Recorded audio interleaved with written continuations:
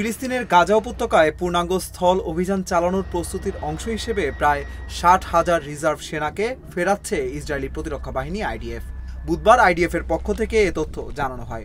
Israeli এক সামরিক কর্মকর্তা বলেছেন, এসব রিজার্ভ সেনা আগামী সেপ্টেম্বর থেকে দায়িত্ব পালন শুরু করবে। তবে অভিযানে অংশ নেওয়া অধিকাংশ সেনা হবেন সক্রিয় দায়িত্বে থাকা সদস্যরা। ইতোমধ্যে গাজা সিটির জেইতুন ও জাবালিয়া এলাকায় সেনারা অভিযান চালাচ্ছে। ইসরায়েলি প্রতিরক্ষা মন্ত্রী ইসরায়েল কাৎজ মঙ্গলবার এ পরিকল্পনায় অনুমোদন দিয়েছেন। চলতি সপ্তাহেই বিষয়টি নিরাপত্তা মন্ত্রিসভায় উপস্থাপন করা হবে। ইসরায়েলি সামরিক বাহিনীর ভাষ্য অনুযায়ী এই অভিযানের নাম দেওয়া হয়েছে অপারেশন গিডিওয়েন চ্যারিয়টস। ইতোমধ্যে ২০,০০০ রিজার্ভ সেনার মেয়াদ বাড়ানো হয়েছে। ইসরায়েল কাৎজ গণমাধ্যমে বলেছেন, অভিযান শেষ হলে গাজার চেহারা আর আগের মতো থাকবে না। দক্ষিণে বাস্তুচ্যুতদের জন্য আশ্রয় ও চিকিৎসা কেন্দ্র তৈরির পরিকল্পনা রয়েছে। নতুন করে অভিযানের আগে গাজা সিটি থেকে কয়েক লাখ ফিলিস্তিনিকে দক্ষিণে আশ্রয় কেন্দ্রে সরিয়ে নেওয়ার নির্দেশ দেওয়ার আশঙ্কা রয়েছে।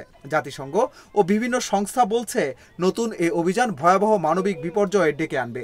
ইতোমধ্যে সীমিত জায়গায় বিপুল সংখ্যক মানুষ আশ্রয় নিয়েছে। এতে দেখা দিয়েছে খাদ্য, পানি ও চিকিৎসার ঘাটতি।